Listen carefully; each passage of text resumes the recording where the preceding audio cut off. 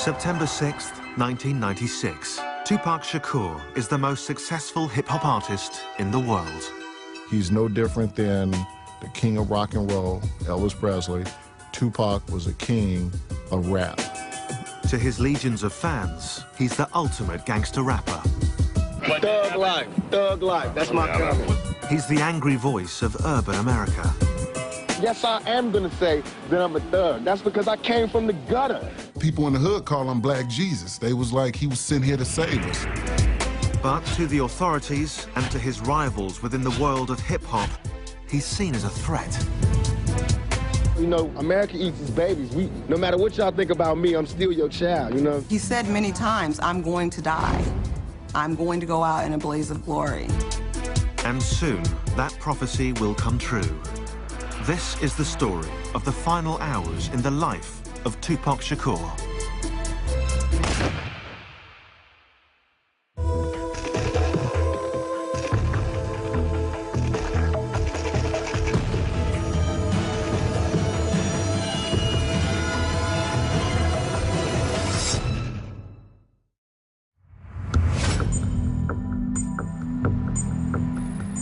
Los Angeles, California. September 6, 1996. It's 11:30 p.m. and Tupac Shakur leaves Lacey Studios in downtown LA, where he's just finished shooting his latest video.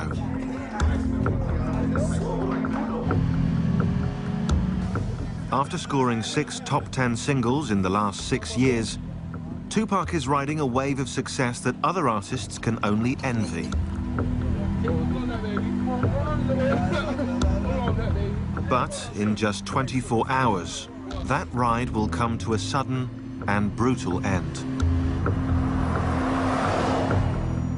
After driving to his mansion in the LA suburb of Calabasas, Tupac, exhausted from the video shoot, steals a few hours' sleep.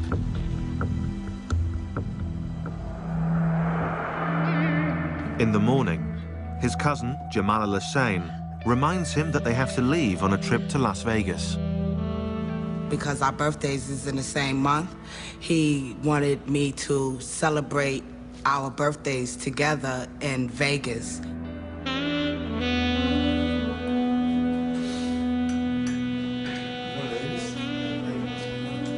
Tupac is going to Vegas to catch a boxing match and then play at a local club. With him is his live-in girlfriend, Gcoded Jones, daughter of legendary record producer Quincy Jones.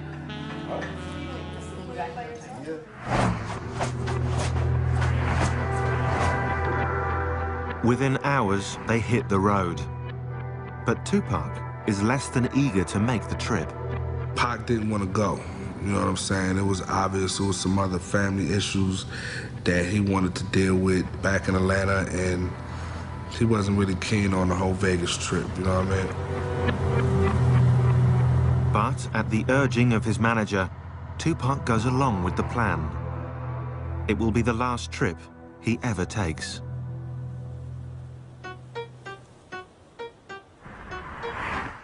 Five years earlier, back in 1991, the only plan for Tupac Shakur was making it to the top in the competitive world of hip-hop. And with his first album, Tupacalypse Now, Tupac was well on his way. From the start, he forged a powerful bond with his fans, rapping about the cold reality of life on the streets. When he put that pen to paper and he opened up his mouth on that mic, it was just, you know, God had to be working. It seemed like every song he wrote, his life was coming out. Like it was just taking the blood out of him. They got little Italy, little everything. They don't have a little Africa, they got the ghetto. And we think that that's ours. That's not even ours. That's just what was left over. His songs stood up for the powerless, the poor, the forgotten, those with no political voice in society. In 1994, Shakur clearly spelled out his philosophy in an album entitled Thug Life. But he wanted the ones who didn't think nobody gave a to see that he gave Thug Life, the hate you gave little infants. Everyone. Thug Life isn't just something for me. Thug Life is for you too. Anybody It's all the that society throws at you. Thug life is about choices. When you make the wrong choices, you end up in a life that you don't really want to be in. And that's what thug life is, against all odds. I'ma still make it. Tupac even had his political creed etched onto his skin. And all his tattoos meant something. He had 50 with an AK-47 tattooed on him. And what he believed is that 50 black men can do anything,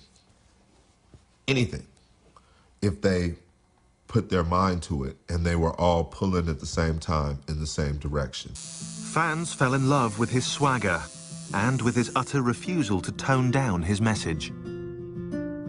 Was it incendiary? Was it crazy? Were the kids screaming at his concerts? Were girls tearing off their shirts? Were guys, like, you know, saluting with the pistol salute in the air? Yes, they were doing all that. And, I mean, that's hip-hop, that's rock and roll. Tupac's appeal went way beyond the ghetto, pulling in white, middle-class suburban kids who enjoyed the danger he brought from the other side of the tracks. Whether it was his energy or, you know, his force or his excitement or, you know, whatever it was, I believe that he connected with men and women and black and white and old and young. He always kind of had this ideology that he didn't need a record label. He didn't need the movies. All he needed to do was stay real. Because if he stays real and he keeps telling the kids what is authentic to him, that they will always relate. He will never be begging for bread. If it was attention that Tupac was looking for, he more than got it. But not always for the right reasons. As he climbed the ladder, some in the hip-hop community looked on with envy. Tupac Shakur was starting to make enemies. Hip-hop is about competition and about, you know, I'm better than you and, you know, I get more chicks than you. And it's very competitive, almost like a sport. Then you have these, you know, these huge egos working against each other. It's a recipe for destruction. And soon, rap's obsession with rivalry and violence will hit the glitzy streets of Vegas. And someone will overthrow its reigning king.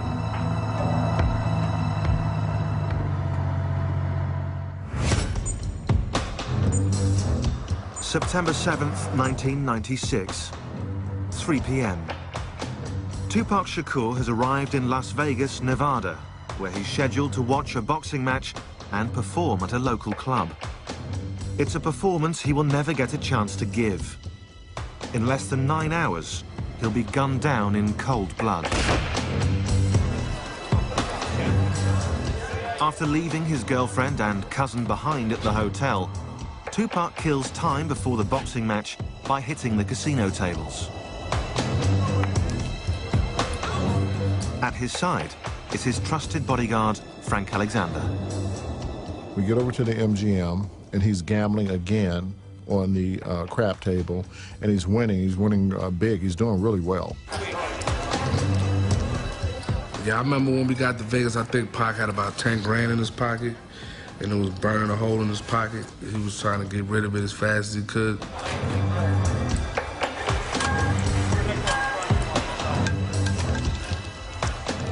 At the table, Tupac is joined by members of the Outlaw Immortals, his backup group. They were his singers and his friends that were on a lot of the songs that you know, he was doing at that time. As usual, everywhere Tupac goes, a crowd follows, especially women. Tupac and women. The women were a dime a dozen. They were there, the groupies, from the movie sets, from the video sets, from the studio, from Italy, wherever. In the casino, as in life, Tupac plays for high stakes. Riding high in the charts, he can afford to gamble.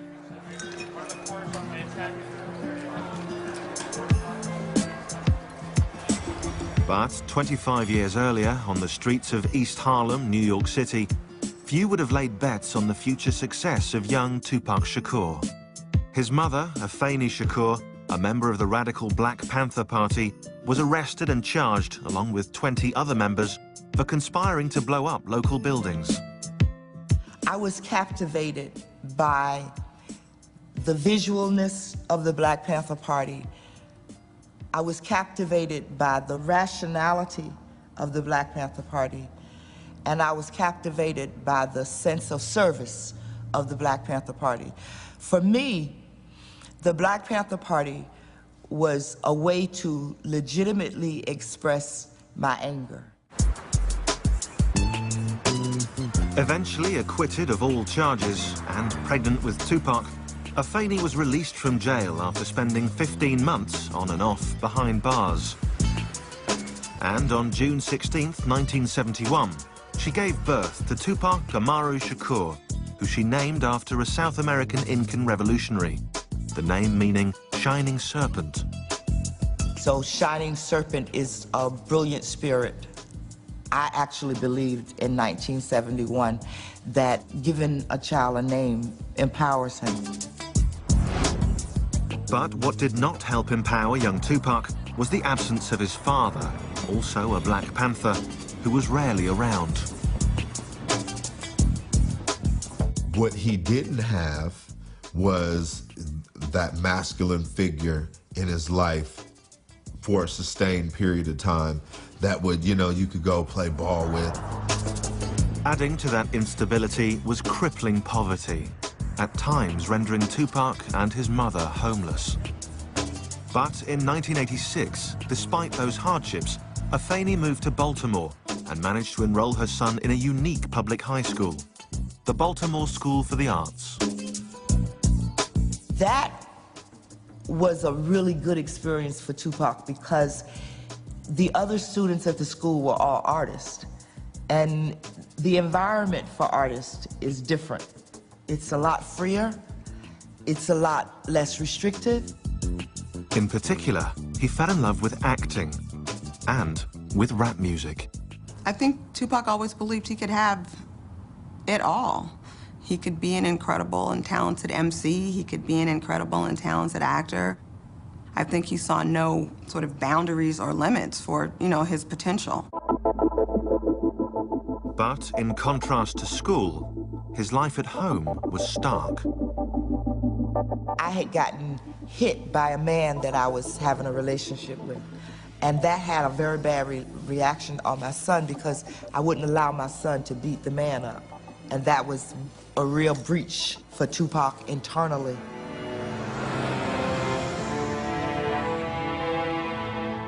In June of 1988, to protect her son from their troubled home life, Afeni sent Tupac to the other end of the country to live with a friend in Marin City, California.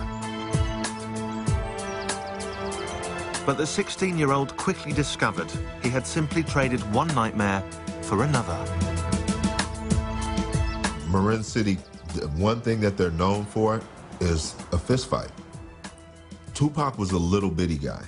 Even him, fully bulked up, is still a little bitty guy, which makes it even more incredible the kind of the guts that this dude has, because he fears no man, woman, child, animal, none of that, because they can only kill you one time. Soon, Afeni joined her son in California. But any hope of a happy family reunion was made impossible by her own personal struggles.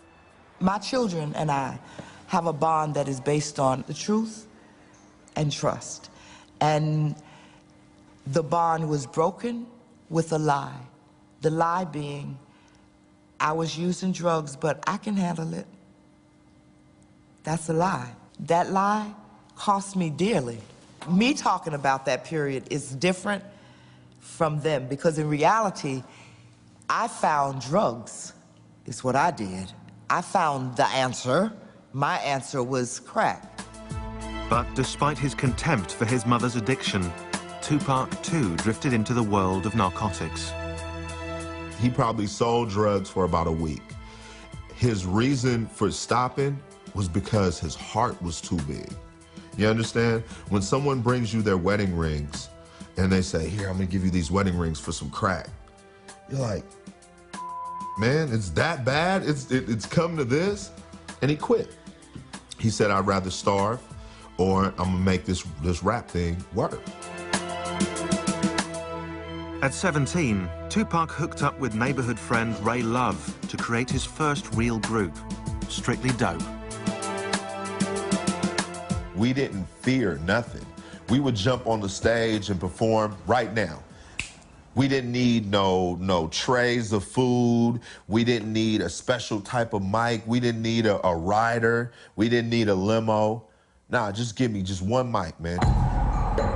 Tupac's ability to use that microphone would carry him clear out of Marin City and eventually to Las Vegas, where the world's greatest rapper would be silenced forever.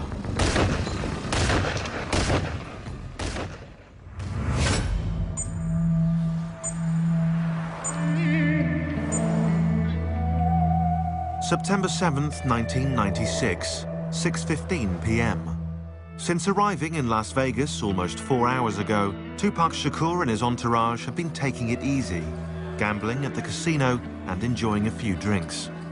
But in just 5 hours, Tupac Shakur will be gunned down by a cold-blooded killer.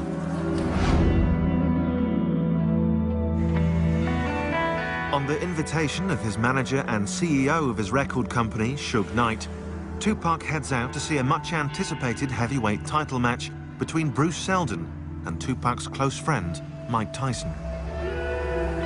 Mike and Pac definitely had a friendship, a special kind of relationship with each other. We were all Tyson fans, you know what I mean? Like Tyson was a hero for us kids from the ghetto. Since their arrival, Tupac has insisted that his girlfriend Kidada and his cousin Jamala stay back at the hotel. This party is just for the boys. And I can remember us saying to each other, like, wow, why would they bring us out here and we can't even go to the fight, we can't go to the parties. He don't even want us downstairs. And he kept saying, please, he begged us, please don't go downstairs, please y'all stay up here. With his girlfriend and cousin safe and sound in their hotel room, Tupac and his bodyguard Frank Alexander head out to the MGM Grand, where the Tyson fight is about to get underway.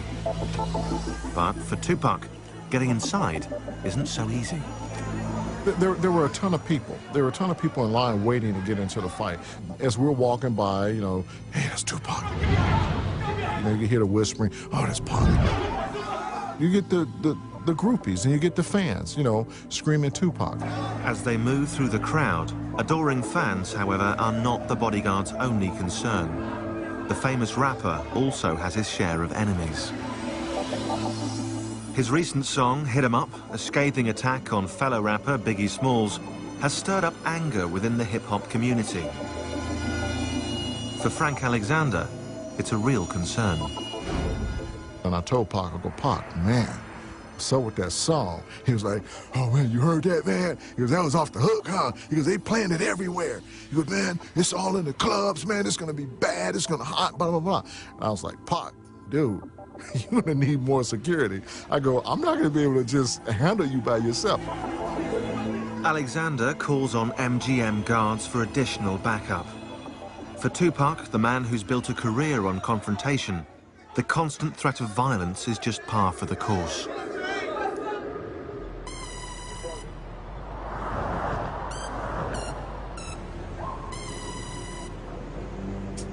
But back in 1990, only 6 years earlier, few had ever even heard of Tupac Shakur. Still down and out in Marin City, California, and desperately trying to break into the music business, he caught the eye of established Oakland rapper Shock G, who offered Tupac a gig as a dancer in his group, Digital Underground. He saw Pac had no home to go back to, and, you know, he gave him an opportunity. It was just the break Tupac had been waiting for. Suddenly, the teenager was circling the planet on a world tour. Tupac had a lot of fun running around with Digital Underground. they were calling from Japan, and they were calling from London, and they were calling from Italy, and they were calling from Australia. A natural showman, Tupac graduated from just dancing to stepping up behind the mic. The move was an immediate success. Pac was a master at, he could take your style and do it a little bit different or a little bit better than you.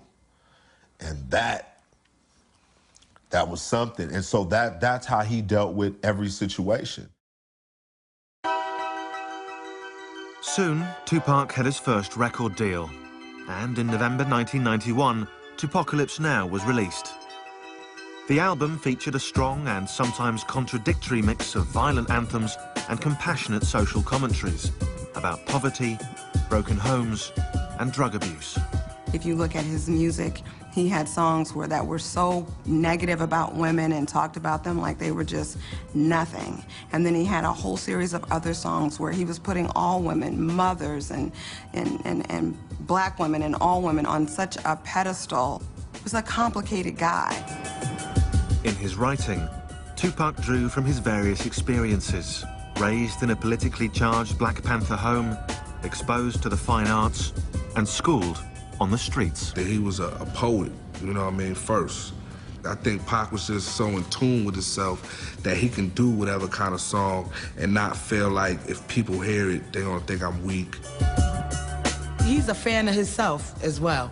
He would go, listen to what I said. Oh my God, the boy is nice. And this is how he would say it. He'd be like, oh my God, the boy is nice. Yo, Jamala, listen to this. Listen to how I kick it. And he would recite a little verse out that song, and he'll go, ooh, I'm so nice, I'm so nice, I'm killing them, I'm killing them. I'll be like, Pac, he is crazy. Since he was a kid, Tupac had also fantasized about becoming an actor. And in 1991, he made his second dream come true. He starred in the critically acclaimed film, Juice. Juice came out. When I went to go see it, the girls were screaming. That was fly. That was some to see. From the moment Juice came out, everybody was talking about Pac. It was just obvious that, you know, he was on the verge of something really major. That role helped him more than the music did. He would come downstairs and he would like spread his legs apart and his arms, shake his jewelry off and everything, pull his collar up and say, I'm a legend in my own time. And I would say, Dag, Pac, man, in another 10 years, you're gonna be the most powerful man in America. He was like, yeah, watch and see, I am. Things were looking good for Tupac. The following year, his mother, Afeni Shakur, now clean and sober, re-entered his life. Once again, they were a family. I discovered that when a child says to you, you're my mother, when they give you authority over their lives as their parent, that they can withdraw that authority. And my children withdrew it. I didn't take it back. They gave it back to me. But with the good came the bad. In 1992, Tupac was arrested for allegedly attacking a limo driver. In 1993, he was charged with assaulting another rapper with a baseball bat. In another incident, he was charged with attacking film director Alan Hughes with a weapon. In Atlanta, Georgia, he was arrested, although later released, for the alleged shooting of 2 off-duty policemen. It seemed that Tupac Amaru Shakur was taking his gangster image rather too literally. Well, Pac, you got to realize of, you know, where he come from and his family's history with the police. And they hated Pac. They hated Tupac. I don't know if it was that his heart was a Black Panther heart. I don't know if that was it, but Tupac just had no patience for law enforcement, and I don't know that he had respect for law enforcement. And so I think, why were the authorities mad? Because Tupac was thumbing his nose at them and worse. Mr. Shakur, can we get a comment from you at all? Hell no. Thug life. Thug life. Thug life. That's my comment. What's that mean? I don't understand. Pac always felt like he would be a statistic. But he said, if I'm gonna be a statistic and America's gonna thoroughly me over, I'm gonna be the ultimate statistic that I can be. In the battle between Tupac the artist and Tupac the streetwise thug, it appeared that the dark side was winning. And soon, on the streets of Vegas, on a warm summer's night, that darkness will swallow him whole.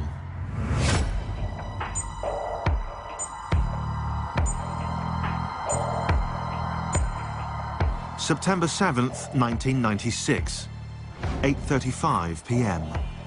Tupac Shakur has just finished watching a boxing match at the MGM Grand, where his close friend Mike Tyson pulverized his opponent Bruce Seldon in less than 2 minutes.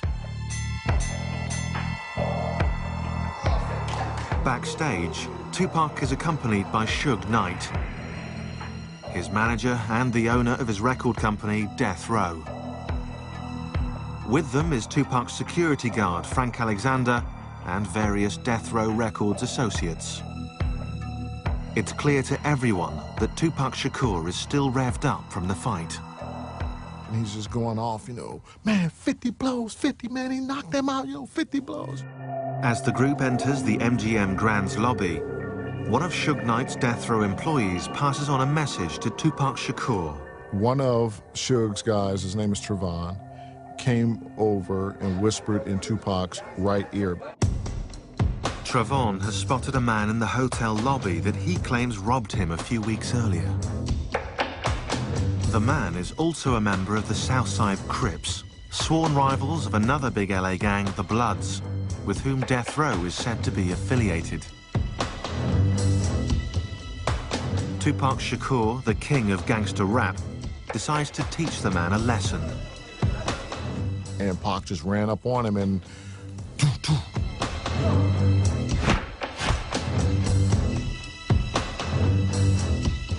Fired up by the boxing match, the Death Row entourage, including its CEO, Suge Knight, joined Tupac in the feeding frenzy. In the chaos, Frank Alexander pulls Tupac from the brawl. I grabbed him and got him out of the fight. Orlando Anderson's on the ground and everybody's kicking at him, beating him down. 2 years earlier, in New York City, Tupac was involved in a different kind of battle, a fight for his very life. On November 30th, 1994, in the lobby of a Times Square recording studio, he was robbed of $40,000 worth of jewelry and shot 5 times at close range by a group of unidentified black men. While police wrote it off as a random robbery, Tupac saw it as an act of retaliation by one of his many enemies within the hip-hop community.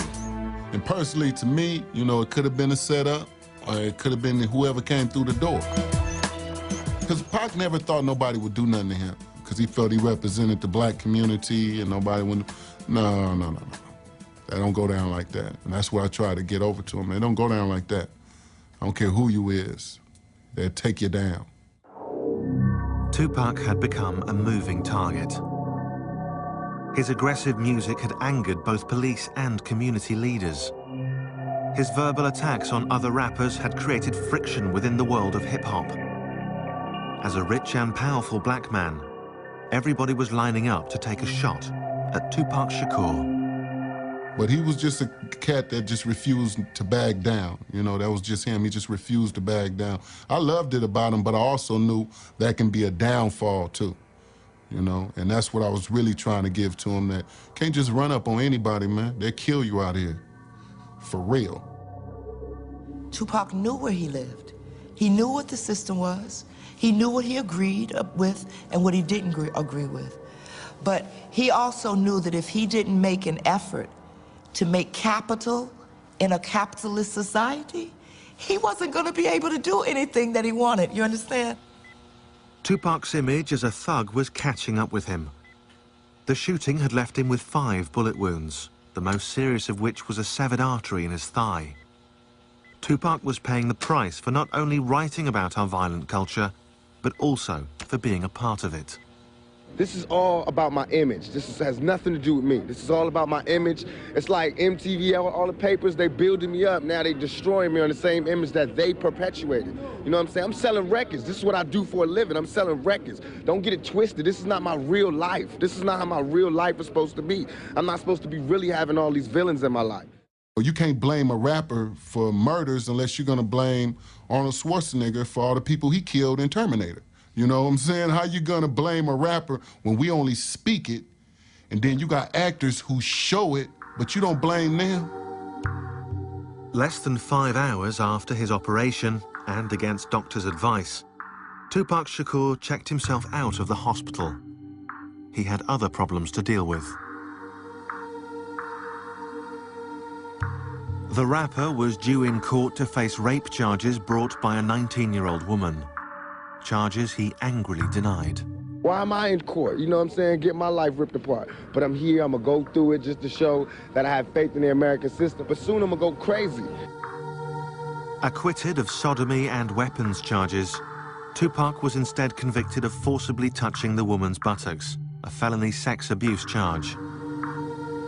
He was given the maximum sentence, up to 4.5 years behind bars. To his legions of fans, it seemed that the law was making an example of Tupac Shakur. Pac was the one that had the biggest mouth and would say it the loudest and say it to anybody, you know what I'm saying? There was times where he said it even to his mother. I'm loud, I didn't shut up.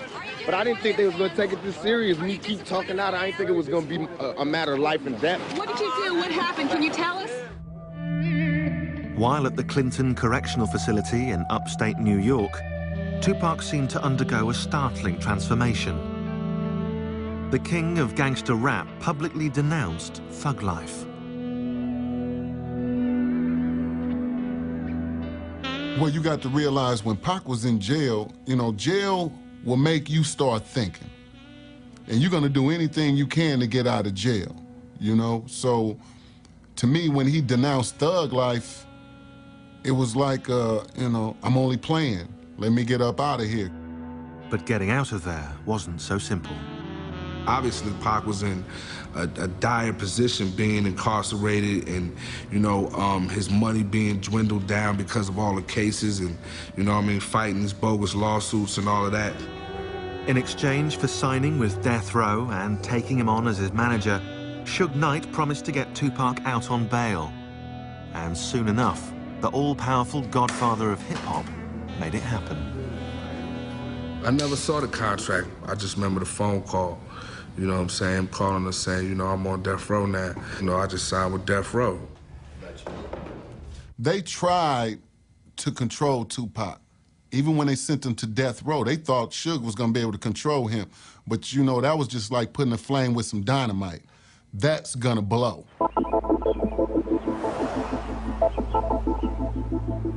Death Row put Tupac up at the posh Peninsula Hotel in LA to recuperate, re-energize, and get back on his feet. He was coming off a #1 album with Me Against the World and a #1 record with Dead Mama, so he was doing his own thing. It's not like he needed Death Row, but in a sense, he needed them at that moment because it's like, hey, they gave me a $1.4 million bail. You know what I'm saying? I need to get out of jail.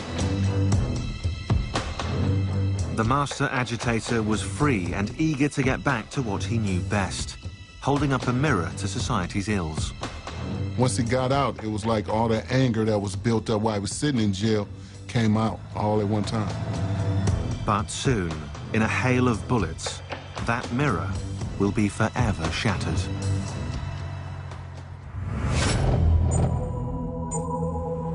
September 7th, 1996. 9 p.m., Las Vegas, Nevada. After beating up an alleged Crips gang member in the lobby of the MGM Grand Hotel, Tupac and his entourage make their way back to their rooms to change before heading to Club 662, where Tupac is scheduled to play. In less than 3 hours, Tupac Shakur will be left for dead.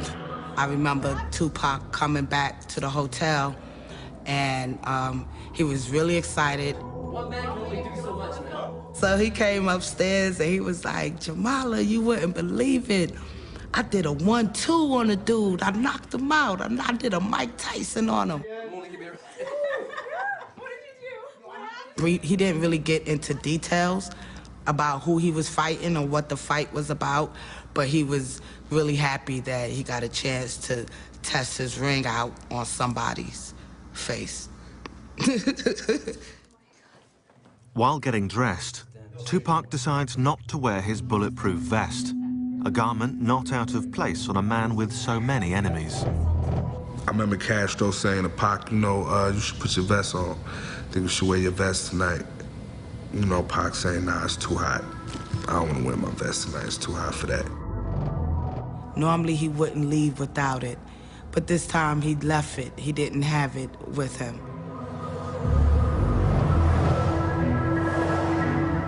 After the short pit stop, Tupac and the others wind their way across the strip to a mansion belonging to Suge Knight, Tupac's manager and the owner of Death Row Records. Suge and Tupac disappear briefly while the others wait impatiently. I don't really know what Pac and Suge was doing at the time. You know what I mean? I just know we was waiting and I was ready to go. Almost everything in Suge Knight's mansion is red, the official color of the Mob Piru, an offshoot of the LA gang, the Bloods. He wore a lot of red. You know, it was his choice of color. He was from Compton. His hood, his set were of, you know, Bloods. So by him wearing red, if that's what he was representing, then that was on him. Some felt that by associating with a record label connected to the Bloods, Tupac was making himself yet more enemies. This time with the Bloods' arch rivals, the Southside Crips. But his bodyguard, Frank Alexander, saw it differently. Tupac was not gang-related. If you want to represent a color with Tupac, it would have been green, and that's the color of money. After about half an hour, with Tupac and the others ready to leave for Club 662, Tupac makes an unusual request to his bodyguard. I was walking to the car with Suge and with Tupac, and I was actually opening up the back door to get in the back seat. And Pac stopped and said, no, take the keys and go drive the Lexus with the Outlaws in it, because we're going to be drinking and you're going to be the designated driver to drive us back after we finish partying over at 662. Tupac's last-minute arrangement comes at the urging of Suge Knight, who wants to talk privately with his star rapper. The procession snakes its way back to the Vegas Strip for the concert at Club 662, a concert he will never get to play. Less than a year earlier, Tupac had seemed invincible. He'd survived a point-blank shooting in New York, he'd survived jail time in a maximum security prison, and he'd emerged more popular than ever. His first album with Death Row, All Eyes on Me, took him to the top. Within 3 weeks, the album went platinum. Yet, despite this success, Tupac decided that when the time came, he would not renew his contract with Death Row Records. Tupac was ready to leave the record label, and there was a reason for it. So, you know, that reason only his mom and the immediate people within his camp would know what that reason was.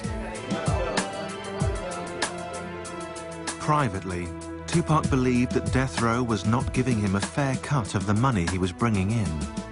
But Death Row was not Tupac's only problem. He was also fighting with an old rival, New York-based rapper Biggie Smalls, who he'd attacked repeatedly in his songs. Their feud fueled rumors of a war between East Coast and West Coast rappers. Well, the East Coast, West Coast beef was like a mirage. It wasn't true, you know, because all Pac is from the East Coast, all the Outlaws from the East Coast, you know? It was just a beef that he had with Biggie. Tupac had spent the last 6 years fighting with the cops, the courts, other rappers, and now violent gangs. It was getting increasingly hard to tell his friends from his enemies. Tupac had a lot more enemies than just, you know, Joe Blow rapper across the country. He comes from a family of people that don't just talk, they act. And they're educated. Pac's big mistake was speaking truth to power. And that's one thing when you're talking about a faceless government or the president. It's a whole nother thing when you're talking about people within the industry that you work or people within the streets. He didn't just speak truth to power when it came to the cops. He said about the dope dealers. He spoke truth to power all the time. When you have that level of honesty, they don't want you here. No one does. And now, as Tupac rides to Club 662 with Suge Knight, he has no idea that one of those enemies is about to strike back.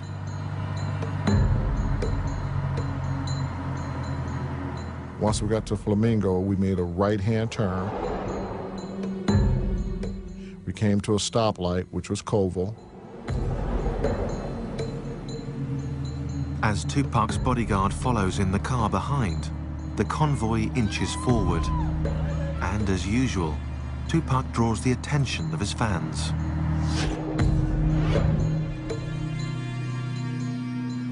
Then, suddenly, out of nowhere, a white Cadillac. As they got closer to the BMW, the arm came out and the gun just started firing.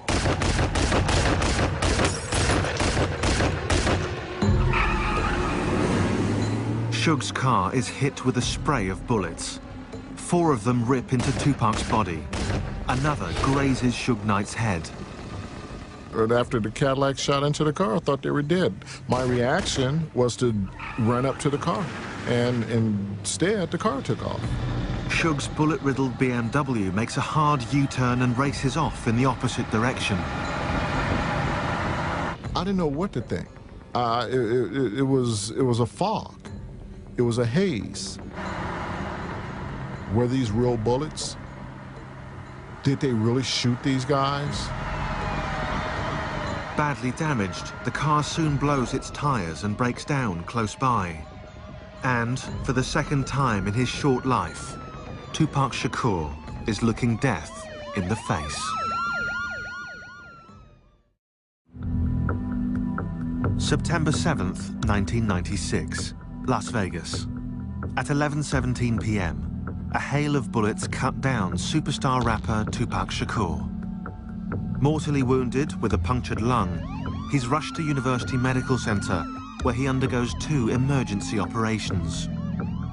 His right lung is removed to stop internal bleeding, and he's induced into a coma from which he will never awake.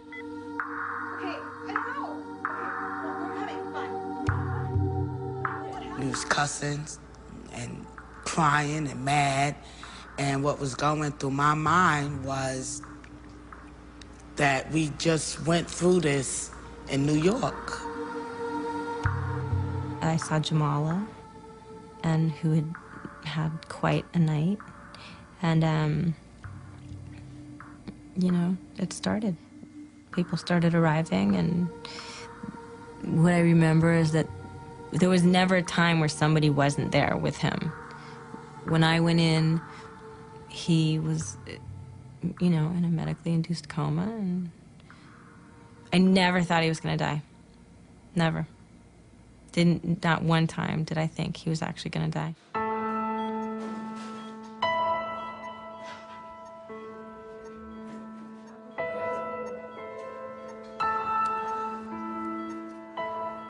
When I first seen Tupac on the hospital bed, and he had all these tubes connected to him, and I knew then that he was gonna have to fight for his life. For 6 days, Tupac remains in a coma. Throughout, his family gathers in an around-the-clock vigil, refusing to accept the inevitable.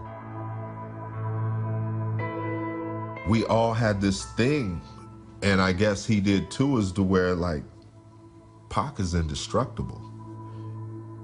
So when he got shot the second time in Las Vegas, we were like, man, it's Pac, dude.